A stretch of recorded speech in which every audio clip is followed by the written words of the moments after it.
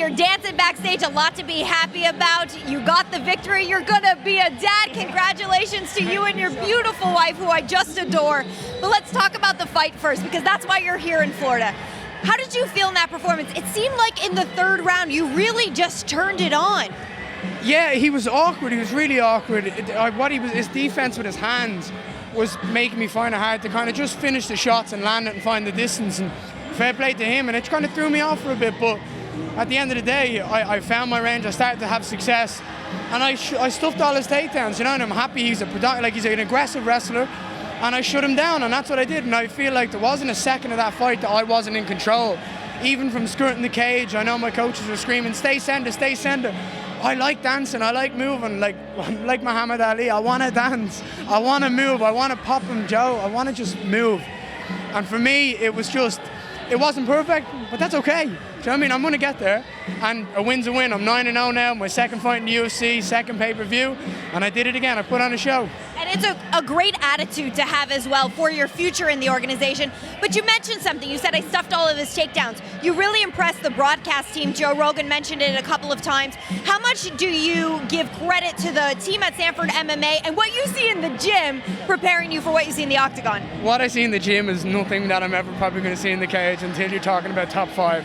Like, the people I train with on a day-to-day basis is ridiculous. And a lot of that is contributed to the work with Greg Jones and Jason Jackson, the guys that I work with on a day-to-day basis. I mean, my brother Jason Jackson works tirelessly with me to help me to create those scrambles, to not stop moving. And I work on my weaknesses, should we say, where I'm not as strong as I would be. I'm primarily a striker. I like to stand and bang. And I want to stuff people's takedowns so I can put on a show for the fans. No one wants to watch someone get held down for 15 minutes. But it's, for me, I know I could have taken him down, but I'm so comfortable on the feet. That's where I win fights.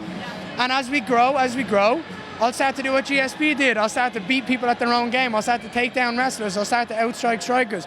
And I want to be able to do absolutely everything to anybody in this planet. And it comes with time, Megan. What do you believe is next? When would you like to get back into that octagon? I know you're continuing to grow and evolve, so where do you go from here? So obviously I've got a little baby to think about now. That's coming soon. So we have to think about my wife. And I like saying that now. It's a nice word to say. I have to think about my wife and when we're going to fly back and everything. So obviously I'm unscathed. You know what I mean? I barely got hit. I'm ready to go again. So I'll be straight back to the gym as soon as I can be. Once my family and friends go home, I'll enjoy this victory. And then I'll get back in. I'll work my ass off. And when the opportunity presents itself, I'll step in.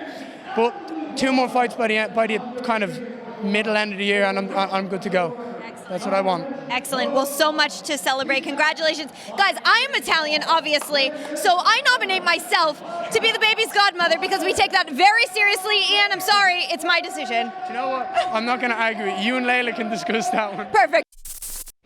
Thanks for watching ESPN on YouTube. For live streaming sports and premium content, subscribe to ESPN+.